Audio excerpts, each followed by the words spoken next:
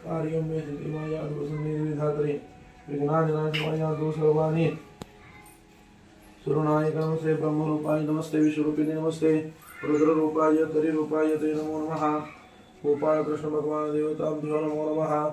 सर्वोपचारार्थे कालोद्भव पुष्पवर्ती गोपाल कृष्ण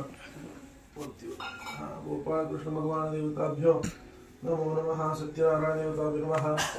विष्णु देवताभ्यो नमो नमः अलंकरणार्थे अक्षतां समर्पयामि नमस्करोमि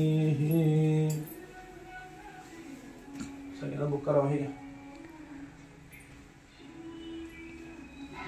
पुण्य देवताभ्यो नमो नमः गदाज गोपाल कृष्ण भगवान देवताभ्यो नमः फुलं घालत सावकाश हा श्री गणेशाय नमः श्री सरस्वती नमः आता श्री सत्यनारायण जरा प्रारंभ आहे एकदा नैमिषात राहणारे शृंगारी सरोषी पुराण सतना प्रश्न विचारतात मनुष्य ते सगळे कोणत्या व्रतानिमित्त ते मला कृपा करू सांगा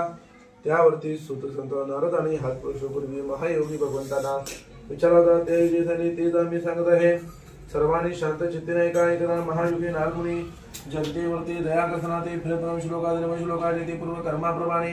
आणि वेळेमध्ये नाना प्रकार दुःखे भगवंतांमध्ये वैकुंठात विष्णूकडे गेले विष्णूने त्यांना प्रसन्न करून घेतले म्हणाले नारदमुनी तुमचे काय काम आहे तुम्ही ते कशा करता आहात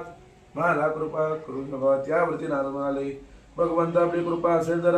पृथ्वीवरील सर्व लोकांना दुःखी नाही तुला काय मला उपाय सांगा ते ऐकून भगवान विष्णू म्हणाले हे नारदमुनी मी तुझ्यावरती प्रसन्न आहे आजपर्यंत सर्व लोकात किंवा मनुष्य लोकात कोणालाही माहिती नसलेले पुण्यकारी व्रत मी तुम्हाला सांगणार आहे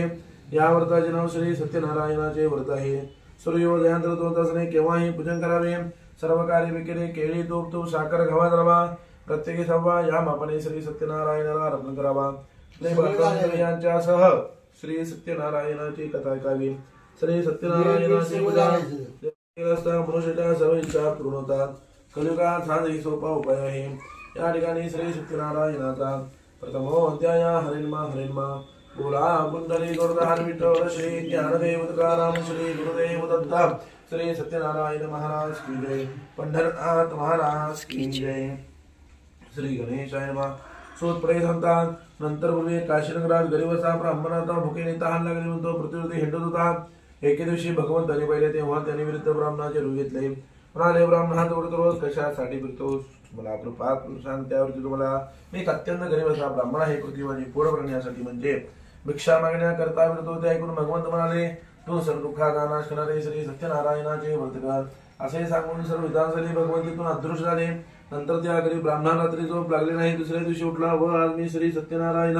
पूजेचा निश्चय करून तो नगरात भिक्षा मागण्याकरता गेला त्या दिवशी त्या गरीब ब्राह्मणाला खूप काही भिक्षा मिळाली पूजेची सर्व तयार केली उत्तम प्रकारे श्री सत्यनारायणाची पूजा केली त्यामुळे तो दुःखातून मुक्त झाला आदी वस्तू